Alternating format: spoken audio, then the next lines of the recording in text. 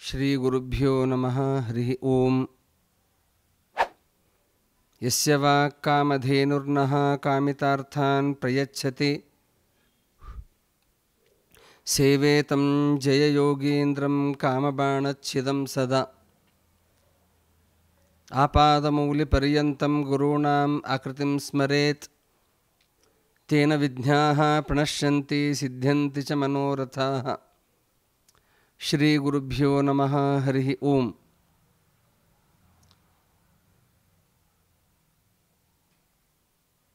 ಜೀವನದಲ್ಲಿ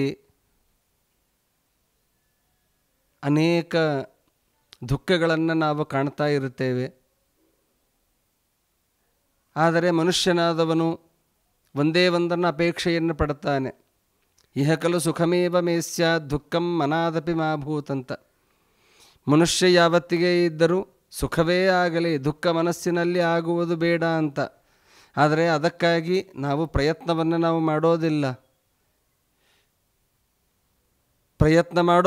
ಆದರೆ ನಮಗೆ ಸುಖ ಬರಬೇಕು ಅಂತ ಅನ್ನೋದಾದರೆ ಹೇಗೆ? ಸಾಧ್ಯವೇ ಇಲ್ಲ. ಅದಕ್ಕಾಗಿಯೇ ನಮ್ಮ ಜೀವನದಲ್ಲಿ ಸುಖವು ನಮಗೆ ಬರಲಿ ಅನ್ನೋದಕ್ಕೋಸ್ಕರವಾಗಿಯೇ ಅನೇಕ ವ್ಯಾಖ್ಯಾನಕಾರರು, ಟೀಕಾಕಾರರು ನಮಗಾಗಿ ವ್ಯಾಖ್ಯಾನಗಳನ್ನು ಬರೆದು ಗ್ರಂಥಗಳನ್ನು ರಚನೆಯನ್ನು ಮಾಡಿ ನಮಗೆ ಅನುಗ್ರಹವನ್ನು ಮಾಡಿದ್ದಾರೆ. ಆ ಅನುಗ್ರಹದಿಂದ ನಾವು ಶಸ್ತ್ರಾಸ್ತ್ರಗಳ ಶ್ರವಣವನ್ನು ನಾವು ಮಾಡುವುದರಿಂದ ನಮಗೆ ವಿಶೇಷವಾದಂತಹ ಭಗವಂತನ ಅನುಗ್ರಹ ನಮಗಾಗಿ ನಾವು ಅಪೇಕ್ಷಿತವಾದದ್ದು ಯಾವ ಸುಖ ಇದೆಯೋ ಆ ಸುಖ ನಮಗೆ ಸಿಗುವಂತೆ ಮಾಡುವುದು ಅದು ಗ್ರಂಥಗಳು. ಅಂತಹ ಗ್ರಂಥಗಳನ್ನು ಜಗದ್ಗುರುಗಳಾದಂತಹ ಶ್ರೀಮನ್ ಮಧ್ವಾಚಾರ್ಯರು ರಚನೆಯನ್ನು ಮಾಡಿದ್ದಾರೆ. ಅವುಗಳಿಗೆ ಸರ್ವಮೂಲ ಗ್ರಂಥಗಳು ಅಂತ ಹೆಸರು. 37 ಗ್ರಂಥಗಳು. ಆ 37 ಗ್ರಂಥಗಳಿಗೆ ಪದ್ಮನಾಭ ತೀರ್ಥರು, ಮಾಧವ ತೀರ್ಥರು, ಅಕ್ಷೋಭ್ಯ ತೀರ್ಥರು ಇವರೇ ಮೊದಲಾದವರು ಅನೇಕ ವ್ಯಾಖ್ಯಾನಗಳನ್ನು ಬರೆದರೂ ಕೂಡ ಶ್ರೀಮಟ್ಟೀಕಾಕೃತ್ಪಾದರು ಅಂತ, ಜಯತೀರ್ಥರು ಅಂತ ಅಕ್ಷೋಭ್ಯ ತೀರ್ಥರ ಶಿಷ್ಯರಾದಂತಹ ಜಯತೀರ್ಥರು ಟೀಕೆಗಳನ್ನು ಬರೀತಾರೆ. ಆ ಟೀಕೆಗಳನ್ನು ಶ್ರವಣವನ್ನು ಮಾಡಿದರೆ ಅಥವಾ ಅಧ್ಯಯನವನ್ನು ಮಾಡಿ ಅದರ ಬಗ್ಗೆ ನಾವು ತಿಳಿದುಕೊಂಡಾಗ ನಿಶ್ಚಿತವಾಗಿಯೂ ಕೂಡ ಮೋಕ್ಷ ಅನ್ನೋದು ನಮಗೆ ಸಿಗತ್ತೆ ಅನ್ನೋದಕ್ಕೆ ಸಾಕ್ಷೀಭೂತವಾಗಿ ಅವರ ಹೆಸರಿನಲ್ಲಿಯೇ ಇದೆ. ಜಯವನ್ನು ತಂದುಕೊಡುವಂತಹ, ಜೀವನದಲ್ಲಿ ಸೋಲನ್ನೇ ಅನುಭವಿಸುವವರು ನಾವು, ಆದರೆ ಜಯವನ್ನು ತಂದುಕೊಡುವಂತಹ ತೀರ್ಥ ಅಂದರೆ ಸಂಸ್ಕೃತದಲ್ಲಿ ಶಾಸ್ತ್ರ ಅಂತ ಹೇಳಿದ್ದಾರೆ. ಹಾಗಾದರೆ ಜಯವನ್ನು ತಂದುಕೊಡುವಂತಹ ಶಾಸ್ತ್ರವನ್ನು ಯಾವ ಜಯತೀರ್ಥರು ರಚನೆಯನ್ನು ಮಾಡಿದ್ದಾರೋ ಅಂತಹ ಶ್ರೀಮಟ್ಟೀಕಾಕೃತ್ಪಾದರ, ಟೀಕಾಚಾರ್ಯರು ಅಂತಲೇ ಪ್ರಸಿದ್ಧರಾದಂತಹ ಯಾವ ಜಯತೀರ್ಥರ ಅವರನ್ನು ಕುರಿತು ಉತ್ತರಾದಿ ಮಠದ ಪರಂಪರೆಯಲ್ಲಿ ಬಂದಂತಹ ಸತ್ಯಪ್ರಿಯ ತೀರ್ಥ ಶ್ರೀಪಾದಂಗಳವರು ವಿಶೇಷವಾಗಿ ಸ್ತೋತ್ರವನ್ನು, ಜಯತೀರ್ಥ ಸ್ತುತಿ ಅಂತ ಹೇಳಿ ಸ್ತೋತ್ರವನ್ನು ರಚನೆಯನ್ನು ಮಾಡಿಕೊಡ್ತಾರೆ. ಅವರು ರಚನೆಯನ್ನು ಏನು ಮಾಡಿದ್ದಾರೋ ಅದರ ಕಿಂಚಿತ್ತಾದ ಅರ್ಥಾನುಸಂಧಾನವನ್ನು ತಿಳಿಯುವ ಪ್ರಯತ್ನವನ್ನು ಮಾಡೋಣ ಅಂತ ಹೇಳ್ತಾ, ಮೊದಲನೆಯ ಶ್ಲೋಕದಲ್ಲಿ ಏನು ಹೇಳ್ತಾ, ಧಾಟಿ ಶ್ರೀ ಜಯತೀರ್ಥವರ್ಯ ವಚಸಾಂ ಚೇಟಿ ಭವತ್ ಸ್ವರ್ಧುನಿ ಪಾಟೀರಾನಿಲ ಪುಲ್ಲಮಲ್ಯ ಸುಮನೋ ವಾಟೀಲ ಸದ್ವಾಸನ ಪೇಟೀಯುಕ್ತಿ ಮಣಿಶ್ರಿಯಾಂ ಸುಮತಿಭಿ ಕೋಟೀರ ಕೈಶ್ಲಾಘಿತ ಸಾಟೀಕಾ ನಿಚಯಾತ್ಮಿಕಾ ಮಮ ಚಿರ ಧಾಟೀಕತಾಂ ಮಾನಸೆ. ಎಂತಹ ಅದ್ಭುತವಾದಂತಹ ಸ್ತೋತ್ರವನ್ನು ಸತ್ಯಪ್ರಿಯ ತೀರ್ಥರು ರಚನೆಯನ್ನು ಮಾಡಿದ್ದಾರೆ ಅಂತಂದರೆ, ಅವರು ಹೇಳ್ತಾರೆ ಏನಂತಂದರೆ, ಚೇಟಿ ಭವತ್ ಸ್ವರ್ಧುನಿ ಅಂತ ಹೇಳ್ತಾರೆ. ಅಂದರೆ ಆಕಾಶಗಂಗೆಯನ್ನೂ ಕೂಡ ಯಾವ ಟೀಕೆ ಇದೆಯಲ್ಲ, ಟೀಕಾಕೃತ್ಪಾದರು ರಚನೆಯನ್ನು ಮಾಡಿದಂತಹ ಟೀಕೆ ಇದೆಯಲ್ಲ, ಆ ಟೀಕೆ ಗಂಗೆಯನ್ನು ದಾಸಿಯನ್ನಾಗಿ ಮಾಡಿಕೊಂಡಿದೆ ಅಂತ ಹೇಳ್ತಾರೆ. ಇಲ್ಲಿ ಒಂದು ಸಂಶಯ ಬರಬಹುದು, ಏನಂತ? ಗಂಗೆಗಿಂತಲೂ ಟೀಕೆ ಮಹತ್ವವಾದದ್ದಾ ಅಂತಂದರೆ ಹೌದು ಅಂತ ಹೇಳ್ತಾರೆ. ಯಾಕೆ ಅಂತಂದರೆ ಶ್ರೀಮಠೀಕಾಕೃತ್ಪಾದರು ರಚನೆಯನ್ನು ಮಾಡಿದಂತಹ ಪ್ರತಿಯೊಂದು ಅಕ್ಷರವು, ಪ್ರತಿಯೊಂದು ಪದವು, ಪ್ರತಿಯೊಂದು ವಾಕ್ಯವೂ ಕೂಡ ಭಗವಂತನಿಗಾಗಿ ಮೀಸಲಿಟ್ಟಿರುವಂತಹ ವಾಕ್ಯಗಳಲ್ಲ.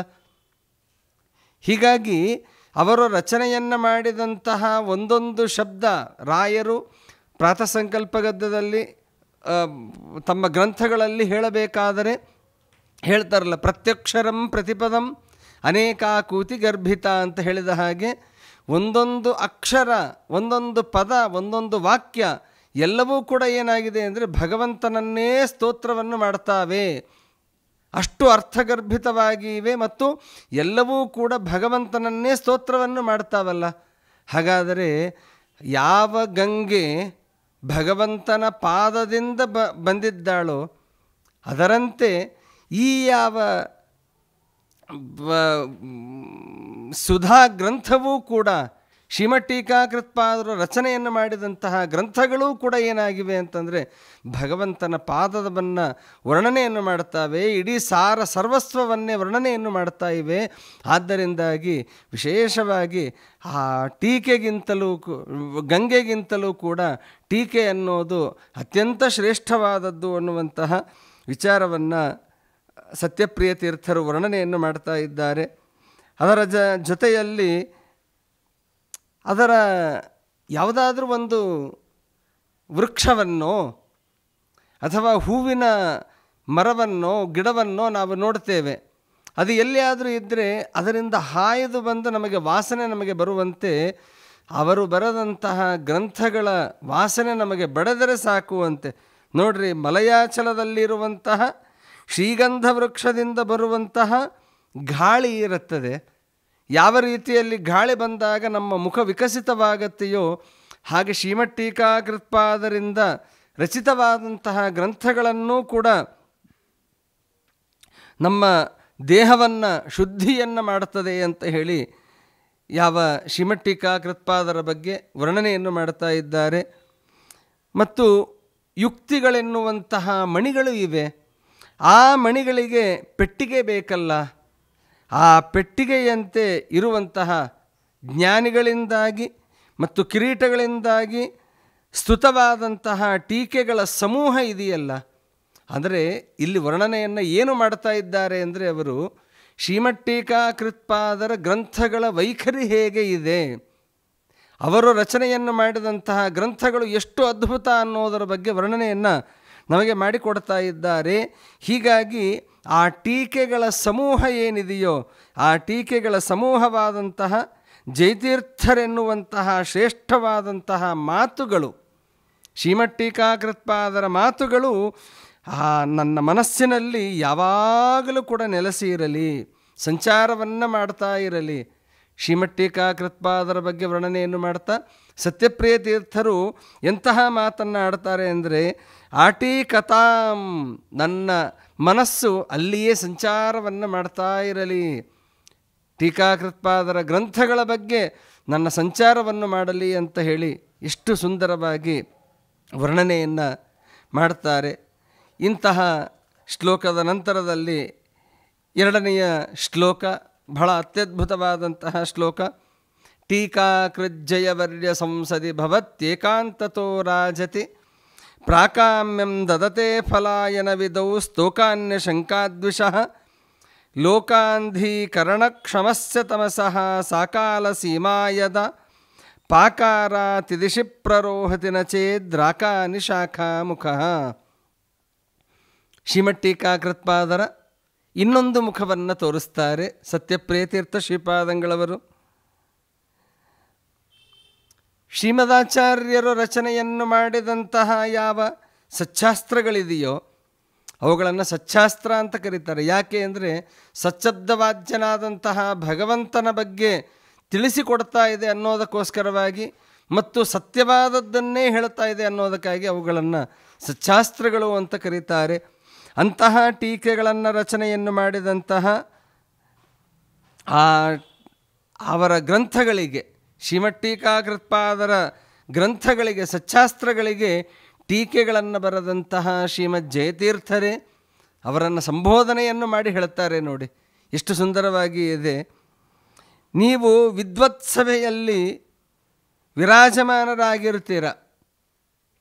ವಿದ್ವತ್ಸಭೆಗಳಲ್ಲಿ ನೀವು ವಿರಾಜಮಾನರಾಗಿ ಇದ್ದಾಗ ನಿಮ್ಮನ್ನು ದ್ವೇಷವನ್ನು ಮಾಡುವಂತಹ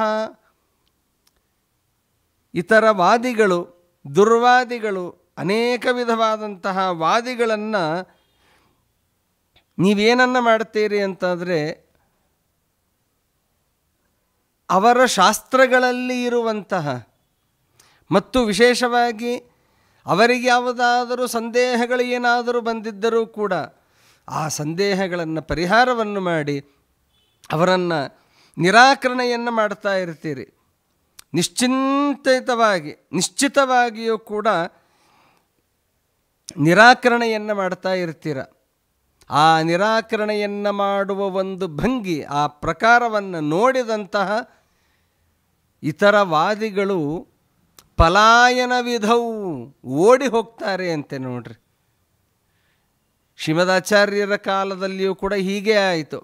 ಶ್ವಯೇವ ವಾದೋಸ್ತ್ವಿತಿ ಖಲವು ಅಂತ ಹೇಳುತ್ತಾರೆ. ಸೋಲುವುದು ಅನ್ನೋದು ನಿಶ್ಚಿತವಾಗಿ ಬಿಡುತ್ತದೆ ಆ ವಾದಿಗಳಿಗೆ. ನಿಶ್ಚಿತವಾದಾಗ ಅವರೊಂದು ಮಾತನ್ನು ಹೇಳ್ತಾರಂತೆ, ಏನಂದರೆ ಈ ವಾದವನ್ನು ನಾಳಿನ ದಿವಸ ಮುಂದೆ ಓಡೋಣ ಅಂತ ಹೇಳ್ತಾರಂತೆ. ಆದರೆ ನೋಡಿದರೆ ನಿಶಾ ಪಲಾಯನ, ರಾತ್ರಿಯಲ್ಲೇ ಓಡಿ ಹೋಗಿಬಿಟ್ರಂತೆ. ಯಾಕೆ ಅಂದರೆ ಅವ್ರ ಕಡೆಯಿಂದ ಗೆಲ್ತೇವೆ ಅನ್ನುವಂತಹ ವಿಶ್ವಾಸ ಇಲ್ಲ. ಹಾಗೆ ಶ್ರೀನಾಟಿಕಾಕೃತ್ಪಾದರು ಕೂಡ ಎದುರಿನಲ್ಲಿ ಕುಳಿತಾಗ ಆ ವಿಶ್ವಾಸ ಅವರಿಗೆ ಬರಲಿಲ್ಲ. ಬರದೇ ಇದ್ದಾಗ ಓಡಿ ಹೋಗ್ತಾರೆ ಅಂತ ಹೇಳ್ತಾರೆ. ಅಂದರೆ ಶ್ರೀಮಟ್ಟೀಕಾಕೃತ್ಪಾದರು ವಾದವನ್ನು ಮಾಡಬೇಕಾದರೆ ಯಾವ ರೀತಿಯಲ್ಲಿ ಅವರು ವಾದವನ್ನು ಮಾಡ್ತಾ ಇದ್ದರು ಅನ್ನುವಂತಹ ಒಂದು ವಿಶೇಷ ಅಂಶವನ್ನು ನಮಗೆ ಇಲ್ಲಿ ತೋರಿಸಿಕೊಟ್ಟಿದ್ದಾರೆ. ಮುಂದಿನ ಶ್ಲೋಕದಲ್ಲಿ ಹೇಳಬೇಕಾದರೆ,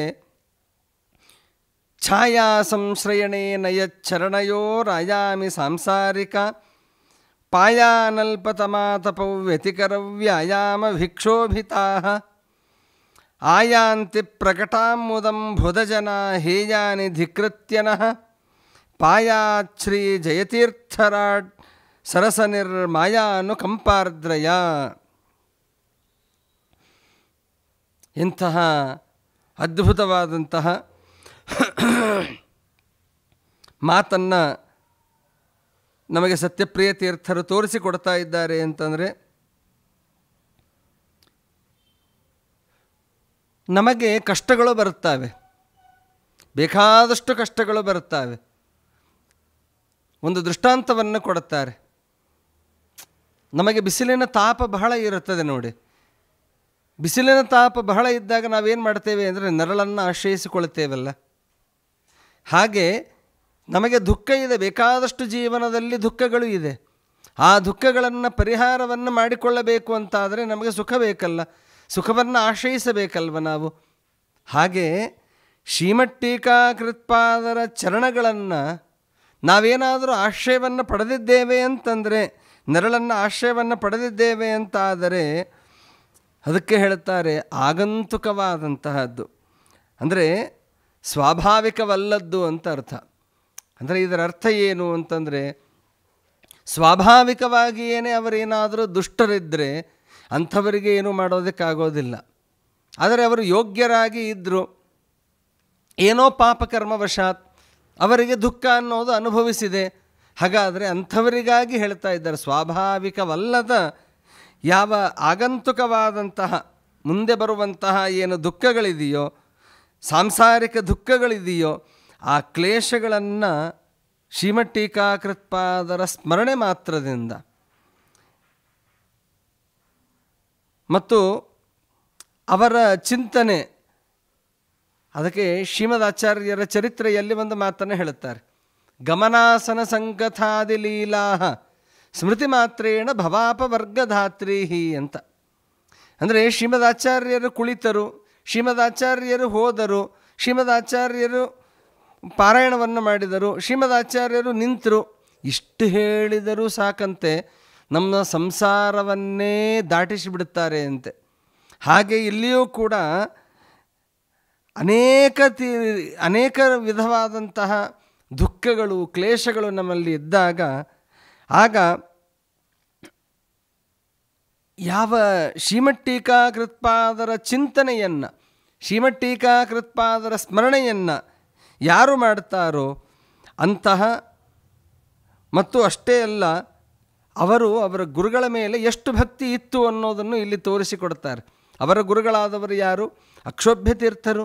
ಆ ಅಕ್ಷೋಭ್ಯ ತೀರ್ಥರ ಶಿಷ್ಯರಾದಂತಹ ನೀವು ನೋಡಿ, ಒಂದು ಮಾತಿದೆ ಏನಂದರೆ, ಶ್ರೀರಾಮಚಂದ್ರ ದೇವರಿಗೆ ಶ್ರೀರಾಮಚಂದ್ರ ಅಂದರೆ ಸಂತೋಷನೇ, ಇಲ್ಲ ಅಂತಲ್ಲ.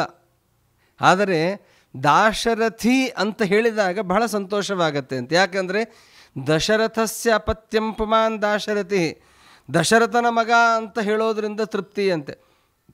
ವಾಯುದೇವರಿಗೂ ಅದೇ ಪ್ರಕಾರವಾಗಿ ಇದೆ ನೋಡಿ. ಹೆಸರು ಇರೋದು ಹನುಮಂತ ದೇವರಾದರೂ ಕೂಡ, ಆದರೆ ಅವರಿಗೆ ಆಂಜನೇಯ ಅಂತ ಕರೆದಾಗ ಅವರಿಗೆ ಬಹಳ ಸಂತೋಷವಾಗುತ್ತೆ ಅಂತ. ಕಾರಣ ಇಷ್ಟೇ, ಆಂಜನೇಯ ಅಂದರೆ ಅಂಜನಾದೇವಿಯ ಮಗನಾದ್ದರಿಂದಾಗಿ ಇವರಿಗೆ ಆಂಜನೇಯ ಅಂತ ಕರೀತಾರೆ ಅಂತ. ಹೀಗೆ ಒಟ್ಟಾರೆ ಆ ಶ್ರೀಮಟ್ಟೀಕಾಕೃತ್ಪಾದರ ಸ್ಮರಣೆಯನ್ನು ನಾವು ಮಾಡುವುದರಿಂದಲೇ ಯಾವ ರೀತಿಯಲ್ಲಿ ಅಕ್ಷೋಭ್ಯ ತೀರ್ಥರ ಶಿಷ್ಯರು ಅನ್ನುವಂತಹ ಭಾವನೆಯಿಂದ ಶ್ರೀಮಟ್ಟೀಕಾಕೃತ್ಪಾದರಿಗೆ ನಾವು ನಮಸ್ಕಾರವನ್ನು ಮಾಡಿ ಪ್ರಾರ್ಥನೆಯನ್ನು ಮಾಡುವುದರಿಂದ ನಮಗೆ ಮುಂದೆ ಬರುವಂತಹ ಅನೇಕ ವಿಧವಾದಂತಹ ದುಃಖ ಕ್ಲೇಶ ಏನೇನಿದೆಯೋ ಆ ಎಲ್ಲ ಕ್ಲೇಶಗಳಿಂದಾಗಿ ನಮ್ಮನ್ನು ಸಂರಕ್ಷಣೆಯನ್ನು ಮಾಡಲಿ ಅಂತ ನಾವು ಪ್ರಾರ್ಥನೆಯನ್ನು ಮಾಡಬೇಕು. ಹೀಗೆ ಸತ್ಯಪ್ರಿಯ ತೀರ್ಥರು ಒಂದೊಂದು ಶ್ಲೋಕದ ಕೊನೆಯಲ್ಲಿಯೂ ಕೂಡ ಅದ್ಭುತವಾದಂತಹ ಮಾತನ್ನು, ನಮಗೆ ಏನನ್ನು ಪ್ರಾರ್ಥನೆಯನ್ನು ಮಾಡಬೇಕು ಅನ್ನೋದನ್ನು ನಮಗೆ ತೋರಿಸಿಕೊಡುತ್ತಾರೆ. ಬಹಳ ಅತ್ಯದ್ಭುತವಾದಂತಹ ಶ್ಲೋಕ. ನಮ್ಮ ದುಃಖಗಳನ್ನು ಕಳೆಯುವವರಾಗರಿ ಅಂತ ಹೇಳಿ ಪ್ರಾರ್ಥನೆಯನ್ನು ಮಾಡ್ತಾ ಇದ್ದಾರೆ. ಮುಂದಿನ ಶ್ಲೋಕದಲ್ಲಿ ಹೇಳುತ್ತಾ, ಶ್ರೀವಾಯುವಂಶ ಸುವಂಶ ಮೌಕ್ತಿಕಮಣೇ ಸೇವಾವಿನಂ ರಕ್ಷಮಾ ದೇವಾಜ್ಞಾನ ತಮೋ ವಿಮೋಚನ ಕಲಾ ಜೈವಾಕೃತ ಶ್ರೀನಿಧೇ ಶೈವಾದ್ವೈತ ಮತಾಟವೀಕವಲನಾದವಾದ್ನಿಲೀಲಾಜುಷಃ ಕೋವಾದಿ ಪುರತೋ ಜಯೀಶ್ವರ ಭವೇತ್ತೇವಾದ ಕೋಲಾಹಲೇ. ಹಿಂದೆ ಎಲ್ಲ ಕೆಲವು ವಾದಿಗಳೇ ಇದ್ದರು. ಅವರು ಹೇಗೆ ಅಂತಂದರೆ ಯಾವತ್ತಿಗೂ ಕೂಡ ಸೋಲನ್ನೇ ಕಾಣದೇ ಇದ್ದಂತಹ ವಾದಿಗಳು ಇದ್ದರು. ಮತ್ತು ಹೋದಲ್ಲೆಲ್ಲ ಬಂದಲ್ಲೆಲ್ಲ ಎಲ್ಲಿಗೆ ಹೋಗಿ ಬಂದರೂ ಕೂಡ ಅವರು ಜಯಪತ್ರಿಕೆಯನ್ನು ತೆಗೆದುಕೊಂಡು ಬರೋರಂತೆ. ಅಂದರೆ ಆ ವಾದಿಗಳಿಗೆ ಅಷ್ಟು ನಿಶ್ಚಿತವಾಗಿ ಇತ್ತು. ಯಾಕೆ ನಿಶ್ಚಿತವಾಗಿ ಇತ್ತು? ಶ್ರೀಮದಾಚಾರ್ಯರಂತಹ ಸಿದ್ಧಾಂತ ಇದೆ ಅನ್ನೋದು ಅವರಿಗೆ ಗೊತ್ತಾಗಲಿಲ್ಲ. ಮುಂದೆ ಬರುತ್ತೆ, ನಮ್ಮ ಪರಿಸ್ಥಿತಿ ಏನಾಗಬಹುದು ಅನ್ನೋದು ಅವರಿಗೆ ಗೊತ್ತಾಗಲಿಲ್ಲ.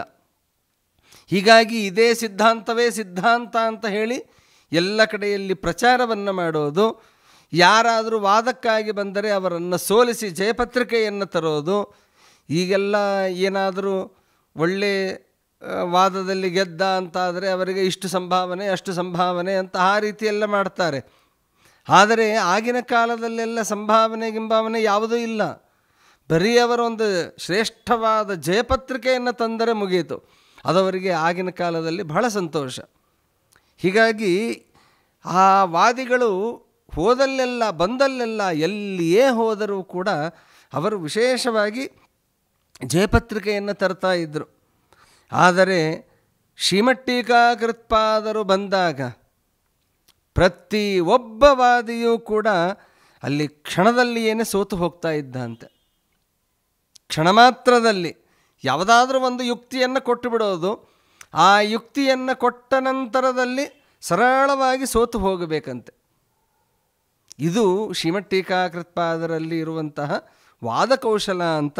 ಆ ವಾದಕೌಶಲದ ಬಗ್ಗೆ ಹೇಳುತ್ತಾರೆ. ಮತ್ತು ಅವರ ಗುರುಗಳಾದಂತಹ ಅಂದರೆ ಯಾರ ಜಯತೀರ್ಥರ ಗುರುಗಳಾದಂತಹ ಯಾವ ಅಕ್ಷೋಭ್ಯ ತೀರ್ಥರಿದ್ದಾರಲ್ಲ, ಆ ಅಕ್ಷೋಭ್ಯ ತೀರ್ಥರು ಯಾವ ಹೆಸರನ್ನು ಇವರಿಗೆ ಇಟ್ಟಿದ್ದಾರಲ್ಲ ಜಯತೀರ್ಥರು ಅಂತ, ಅದು ಸಾರ್ಥಕವಾಯಿತು ಅಂತ ಹೇಳ್ತಾರೆ. ಅವರ ಎಲ್ಲೆಲ್ಲಿ ವಾದವನ್ನು ಮಾಡೋದಕ್ಕೆ ಆರಂಭವನ್ನು ಮಾಡಿದರು ಶ್ರೀಮಠ್-ಟೀಕಾಕೃತ್ಪಾದರು, ಅಲ್ಲಿ ಹೋದಲ್ಲಿ ಬಂದಲ್ಲಿ ಎಲ್ಲ ಕಡೆಯಲ್ಲಿಯೂ ಕೂಡ ಅವರಿಗೆ ಜಯಪತ್ರಿಕೆ ಅನ್ನೋದು ಅವರಿಗೆ ಬರೋದಕ್ಕೆ ಆರಂಭವಾಯಿತು. ಇಷ್ಟು ವರ್ಷ ಅವರು ಮೆರೆದಿದ್ದರು, ಆದರೆ ಟೀಕಾಕೃತ್ಪಾದರು ಬಂದಾಗ ಅವರಿಗೆ ಜಯಪತ್ರಿಕೆಗಳು ಬರುವುದಕ್ಕೆ ಆರಂಭವಾದವು ಅಂತ ಹೇಳುತ್ತಾರೆ. ಇದಾದ ಮೇಲೆ ಪ್ರತಿವಾದಿಗಳೆಲ್ಲರೂ ಕೂಡ ಶ್ರೀಮಠ್-ಟೀಕಾಕೃತ್ಪಾದರ ಬಳಿಯಲ್ಲಿ ಬಂದು ನೀವೇ ನಮಗೆ ಈಶ್ವರರು, ನೀವೇ ನಮಗೆ ಒಡೆಯರು ಅಂತ ಹೇಳಿ ಶರಣು ಹೋಗ್ತಾ ಇದ್ದರು ಅಂತ ಹೇಳುತ್ತಾರೆ. ಮತ್ತು ಜೈಶ್ವರರಾಗಿ ಅಪ್ರತಿಮರಾಗಿ ಭೂಲೋಕದಲ್ಲಿ ಮೆರೆದಂತಹ ಯಾವ ಶ್ರೀಮಠ್-ಟೀಕಾಕೃತ್ಪಾದರೆ ನಮ್ಮನ್ನು ಅನುಗ್ರಹವನ್ನು ಮಾಡಿ ಅಂತ ಹೇಳಿ ಪ್ರಾರ್ಥನೆಯನ್ನು ಮಾಡ್ತಾ ಇದ್ದಾರೆ. ಮುಂದಿನ ಶ್ಲೋಕದಲ್ಲಿಯೂ ಕೂಡ ಹೇಳುತ್ತಾ ಅತ್ಯದ್ಭುತವಾಗಿ ವರ್ಣನೆಯನ್ನು ಮಾಡುತ್ತಾರೆ. ನೀಹಾರಚ್ಚ ವಿಬಿಂಬ ನಿರ್ಗತಕರ ವ್ಯೂಹಾ ಪ್ಲುತೇಂದೂಪಲ ನಾಹಾರ್ಯಶ್ರುತನೂತನಾಮೃತಪರಿ ವಾಹಾಲಿ ವಾಣೀಮುಚಃ ಊಹಾ ಗೋಚರ ಗರ್ವ ಪಂಡಿತ ಪಯೋ ವಾಹಾನಿಲ ಶ್ರೀಜುಷೋ ಮಾಹಾತ್ಮ್ಯಂ ಜಯತೀರ್ಥವರ್ಯ ಭವತೋ ವ್ಯಾಹಾರ ಮತ್ತೇತಿನಃ. ಹೀಗೆ ಶ್ರೀಮಠ್-ಟೀಕಾಕೃತ್ಪಾದರ ಬಗ್ಗೆ ವರ್ಣನೆಯನ್ನು ಮಾಡುತ್ತಾ ಶ್ರೇಷ್ಠರಾದಂತಹ ಜಯತೀರ್ಥರೇ ಶ್ರೀಮಠ್-ಟೀಕಾಕೃತ್ಪಾದರೇ ಮಂಜಿನಂತೆ ಕಾಂತಿಯುಳ್ಳದ್ದು ಅಂತ ವರ್ಣನೆಯನ್ನು ಮಾಡುತ್ತಾರೆ. ಮಂಜಿನಂತೆ ಕಾಂತಿಯುಳ್ಳ ಚಂದ್ರಬಿಂಬದಿಂದ ಹೊರಗೆ ಬಂದಿರುವಂತಹ ಕಿರಣಗಳು ನೋಡ್ರಿ, ಮಂಜಿನೊಳಗೆ ಆ ಚಂದ್ರನನ್ನು ನೋಡಿದಾಗ ಒಂದು ವಿಶೇಷವಾಗಿ ಗೋಚರವಾಗತ್ತೆ ನೋಡಿ. ಮಂಜು ಏನಾದರೂ ಅಕ್ಕಪಕ್ಕ ಏನಾದರೂ ಬಂತು ಅಂದರೆ ಆ ಚಂದ್ರನಲ್ಲಿ ಒಂದು ವಿಶೇಷವಾದಂತಹ ಒಂದು ಕಾಂತಿ ಅನ್ನೋದು ಎದ್ದು ಕಾಣ್ತಾ ಇರುತ್ತೆ. ತುಂಬ ಪೂರ್ತಿ ಕತ್ತಲಾಗಿ ಇದ್ದು ಮಧ್ಯದಲ್ಲಿ ಚಂದ್ರ ಇರೋದಕ್ಕೂ ಚಂದ್ರನ ಸುತ್ತಲೂ ಕೂಡ ಅಲ್ಲಿ ಯಾವ ಮಂಜು ಬಂದಿತ್ತು ಅಂದರೆ ಎಷ್ಟು ಶುದ್ಧವಾಗಿ ಎಷ್ಟು ಸ್ಪಷ್ಟವಾಗಿ ಕಾಣ್ತದೆ, ಎಷ್ಟು ಒಳ್ಳೆಯದಾಗಿ ಚೆನ್ನಾಗಿ ಕಾಣ್ತದಲ್ವ. ಹಾಗೆ ಆ ಕಿರಣಗಳ ಸಮೂಹದಿಂದ ತೊಯ್ದಿರುವಂತಹ ಒಂದು ಮಣಿ ಇದೆ, ಚಂದ್ರಕಾಂತ ಮಣಿ ಅಂತ. ಆ ಮಣಿ ಹೇಗೆ ಅಂದರೆ ರಾತ್ರಿಯಲ್ಲಿಯೂ ಕೂಡ ಚಂದ್ರ ಯಾವ ರೀತಿಯಲ್ಲಿ ಕಾಂತಿಯನ್ನು ಕೊಡಬೇಕು ಆ ರೀತಿಯಲ್ಲಿ ಇತ್ತು ಅಂತೆ ಅವರ ಕಾಂತಿ. ಆ ಚಂದ್ರದ ಕಾಂತಿ ಹೇಗಿರುತ್ತೋ ಆ ಮಣಿಗೆ ಆ ಕಾಂತಿಯೂ ಕೂಡ ಅದೇ ರೀತಿಯಾಗಿ ಇರ್ತದೆ ಅಂತ ಹೇಳುತ್ತಾರೆ.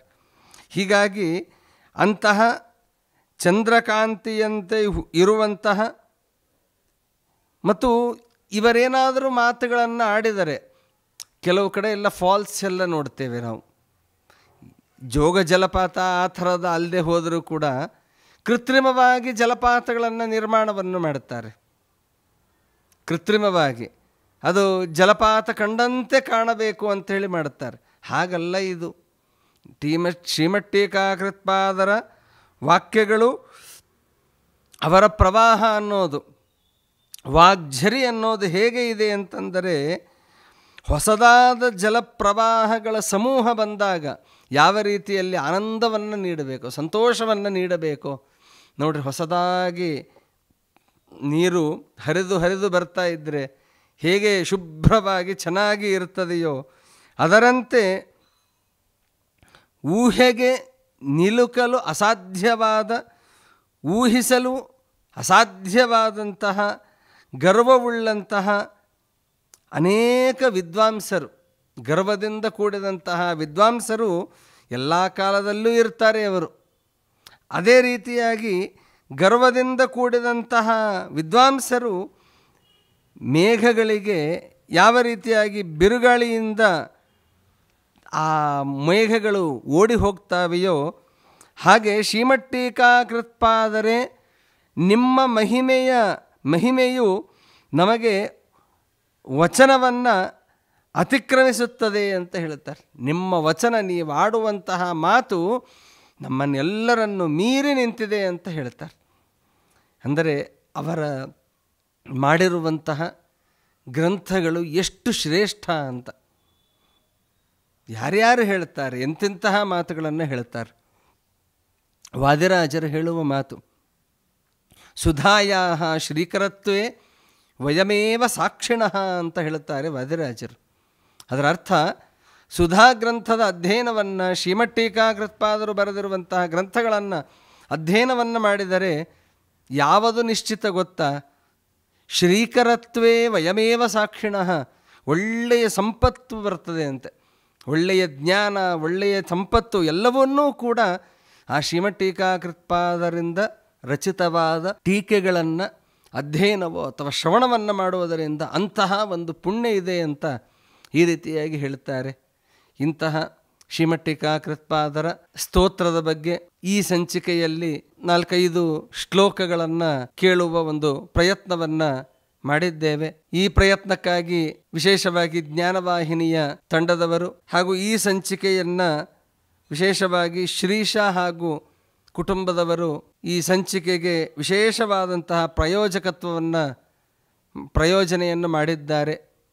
ಅಂತಹ ಶ್ರೀಶವರಿಗೂ ಹಾಗೂ ಅವರ ಕುಟುಂಬದವರಿಗೂ ಹರಿವಾಯು ಗುರುಗಳು, ವಿಶೇಷವಾಗಿ ಶ್ರೀಮಠೀಕಾಕೃತ್ಪಾದರು ಪರಮಾನುಗ್ರಹವನ್ನು ಮಾಡಲಿ ಅಂತ ಪ್ರಾರ್ಥನೆಯನ್ನು ಮಾಡ್ತಾ, ಇನ್ನು ಮುಂದಿನ ಶ್ಲೋಕಗಳನ್ನು ಮುಂದಿನ ಸಂಚಿಕೆಯಲ್ಲಿ ನೋಡೋಣ ಅಂತ ಹೇಳ್ತಾ, ಹರಯೇ ನಮಃ. ಶ್ರೀಕೃಷ್ಣಾರ್ಪಣಮಸ್ತು.